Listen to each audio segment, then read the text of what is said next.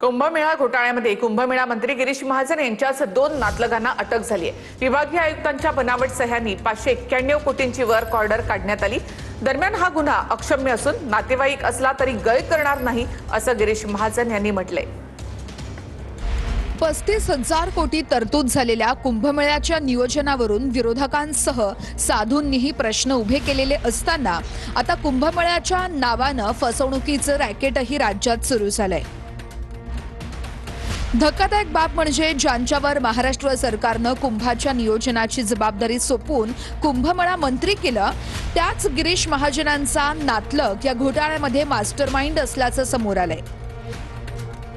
बनावट work order तयार करून 3 कोटी 5 लाखांमध्ये फसवणूक झाल्याचं समोर आलंय। विभागीय आयुक्त प्रवीण गेडाम यांच्या बनावट सहीनं तब्बल 591 कोटींची कामं दाखवून वर्क ऑर्डर काढण्यात आली। या प्रकरणी जळगाव जिल्ह्यातून तनय अनंत महाजन, नरेंद्र महाजन यांच्यासह तिघांना बेड्या ठोकण्यात आल्यात। आरोपी हे महाजन यांच्या जामनेरातील असल्याची माहिती आहे। 5 वर्क ऑर्डर समोर आतापर्यंत आलेले आहेत आणि या 5 वर्क ऑर्डरची किंमत साधारणतः त्यांनी जे कागदावरती दाखवलंय ते 591 कोटी असं त्यांनी दाखवलेलं आहे। या खोट्या वर्क ऑर्डर्स आहेत। जे तीनही गुन्हे आहेत ते तीनही गुन्हे नाशिक शहरामध्ये नाशिक रोड पोलीस ठाणे येथे गुन्हे दाखल करण्यात आलेले आहेत आणि त्यांना अटक करण्यात आलेली आहे। दरम्यान दूरचा नातलग असला तरी हा अक्षम्य गुन्हा असून कुणाचीही गय केली जाणार नाही अशी प्रतिक्रिया भाजप नेते आणि मंत्री गिरीश महाजन यांनी दिली आहे।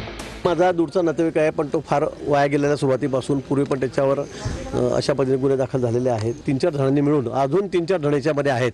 त्यांची नावं CP साहेबांनी मला सांगितलेली आहेत। त्यांच्या तोडून ती सगळी निघालेली आहेत। मला वाटतं 7-8 लोक यामध्ये सापडतील अशी शक्यता आहे।